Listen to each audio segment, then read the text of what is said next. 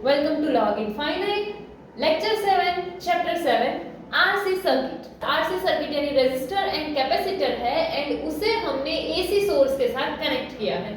यहाँ पे series connection है एंड यहाँ पे पैरेलल कनेक्शन है. सो फर्स्ट हम देखते हैं सीरीज कनेक्शन. सीरीज कनेक्शन यानी कि यहाँ पर रेजिस्टर है, यहाँ पर कैपेसिटर है एंड उसे हमने इस तरह से सीरीज में कनेक्ट किया हुआ है एक AC सोर्स के साथ. नाउ ये सीरीज में है, इसका मतलब क्या है कि इसमें करंट जो है उसका वैल्यू सेम होगा. एंड हमने जो इससे पहले डेरिवेशंस देखे हैं कि AC source apply to a resistor and AC source apply to capacitor, तो इन दोनों में ही जो है हमने करंट का वैल्यू डिराइव किया था. एंड करंट का वैल्यू जो है वो हमारा था Im इक्वल्स टू में Vm अपॉन में R. वोल्टेज के लिए वैल्यू चाहिए तो ये यहाँ डिवीजन से मल्टीप्लाई में चला जाएगा तो वो ImR हो जाएगा. सेम वे कैपेसिटर के लिए अगर हम देखें तो करंट का वैल्यू हमने देखा था Vm अपॉन में Xc एंड ये यहाँ पर डिवीजन यहाँ से यहाँ जाएगा तो मल्टीप्लिकेशन, तो क्या हो सकता है Imxc. नाउ ये सीरीज में है, इसका मतलब है कि इसका करंट जो है वो सेम होगा बट इसका वोल्टेज दोनों के लिए डिफरेंट होगा. सो करंट के लिए सेम है यानी कि हम ऐसा बोल सकते हैं कि IR इक्वल्स टू में IC इक्वल्स टू में क्या हो जाए I. जब हम फेजर डायग्राम बनाते हैं तो फेजर डायग्राम बनाते टाइम पहले क्या लेना है, जो सेम है. अगर हम यहाँ पर फेजर डायग्राम बनाते हैं इसके लिए तो सेम क्या है करंट, तो यहाँ से जो है हम ये करंट I बना देते हैं. तो यहाँ पर हम ऐसा बोल सकते हैं कि IR इक्वल्स टू में IC इक्वल्स टू में I, ये इक्वल है.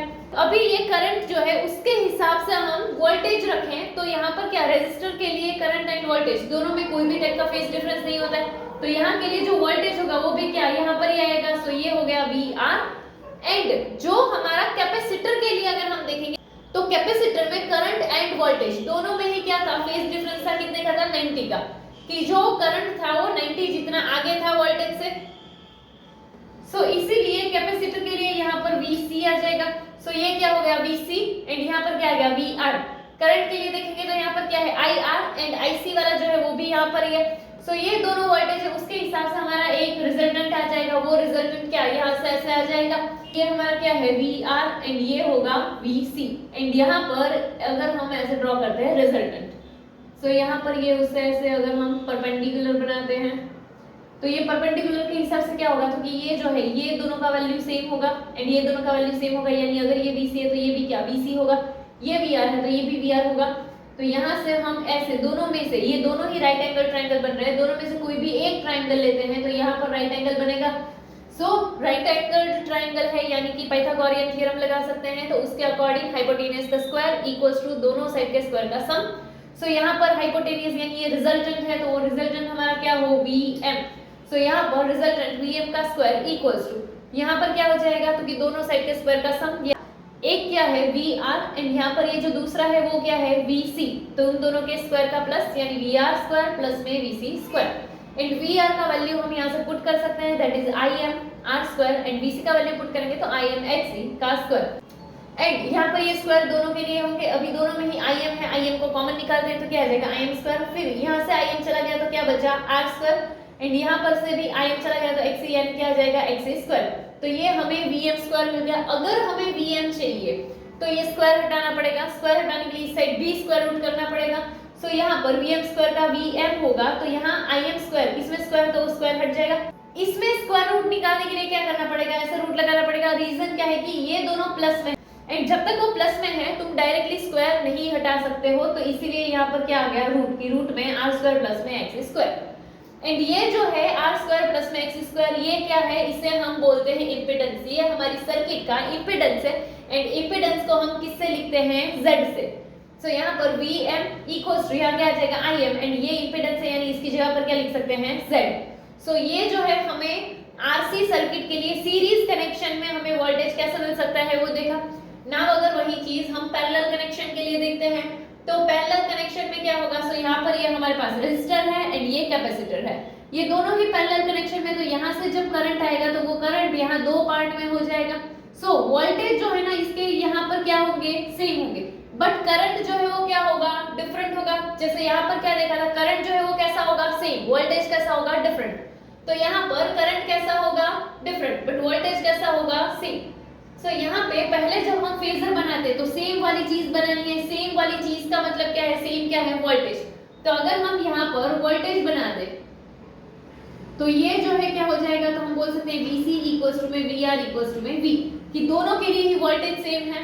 तो रेजिस्टर के लिए VR के हिसाब से, कैपेसिटर के लिए VC लिख दे तो ये पूरा क्या हो जाएगा, इक्वल्स टू में V। सो वोल्टेज बन गया। नाउ इसकी कंपेयर में करंट बनाना है।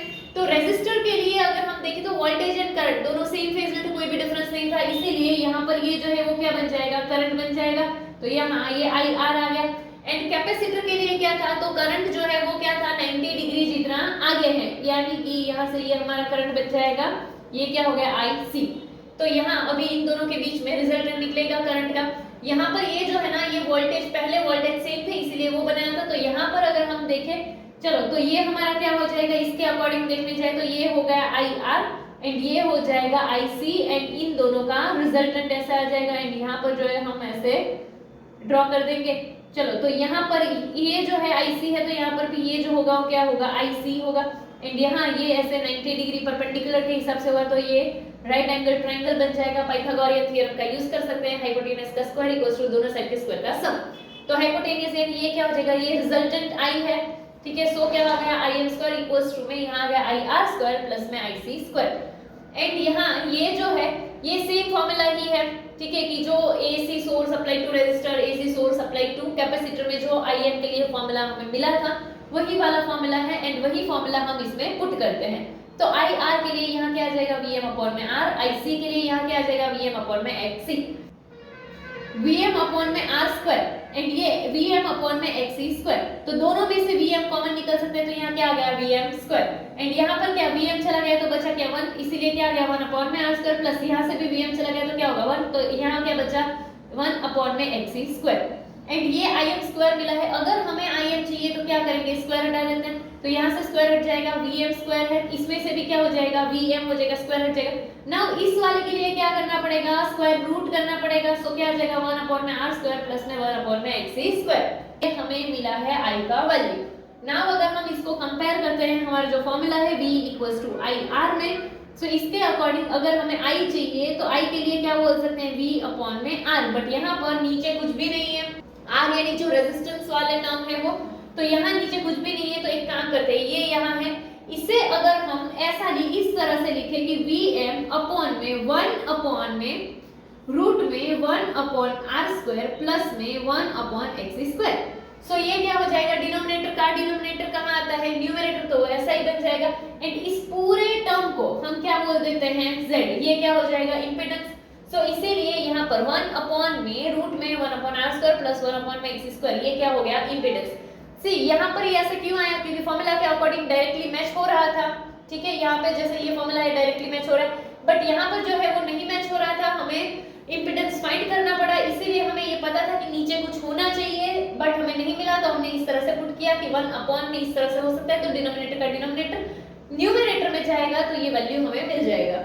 सो यहाँ पर अभी ये पूरा क्या हो जाएगा, Z हो जाएगा। तो हम इसको कैसे लिख सकते हैं, VM अपॉन में Z। सो ये हमें करंट के लिए वैल्यू मिल जाएगा कि IM equals to VM upon में Z। ये सेम चीज है जो हमने LR वाला देखा था, वैसे ही ये सेम है RC वाला। नाउ यहाँ पर ये सीरीज कनेक्शन दिया हुआ है, ये पैरेलल कनेक्शन दिया हुआ है। बस इसमें क्या था, करंट जो है वो सेम था, वोल्टेज डिफरेंट था। यहाँ पर वोल्टेज सेम है, करंट डिफरेंट है। यहाँ पर करंट सेम था, इसीलिए जो हमने ये फेजर बना रहे थे उसमें पहले करंट बनाया, करंट के रिस्पेक्ट में वोल्टेज को पुट किया था। यहाँ पर वोल्टेज सेम है, इसीलिए पहले क्या किया, वोल्टेज को बनाया एंड उसके रिस्पेक्ट में करंट को पुट किया। एंड देन पाइथागोरियन थ्योरम लगा, यहाँ पर भी सेम देन पाइथागोरियन थ्योरम लगा। यहाँ पर जो है वो क्या, वोल्टेज डिफरेंट था, इसलिए फाइनल क्या हमें मिला, वोल्टेज। यहाँ पर जो है वो क्या, करंट डिफरेंट था, तो फाइनल हमें क्या मिला, करंट। एंड यहाँ पर जो है लास्ट में हम इक्वेशन को कंपेयर करके इंपेडेंस का वैल्यू जो है वो हमने फाइंड कर लिया। एंड यहाँ पर भी जो है लास्ट में हमने कंपेयर करके इंपेडेंस का वैल्यू फाइंड कर दिया। एंड इंपेडेंस क्या है, तो हमारी जो सर्किट है उसमें जो एलिमेंट्स है उनका रेजिस्टेंस।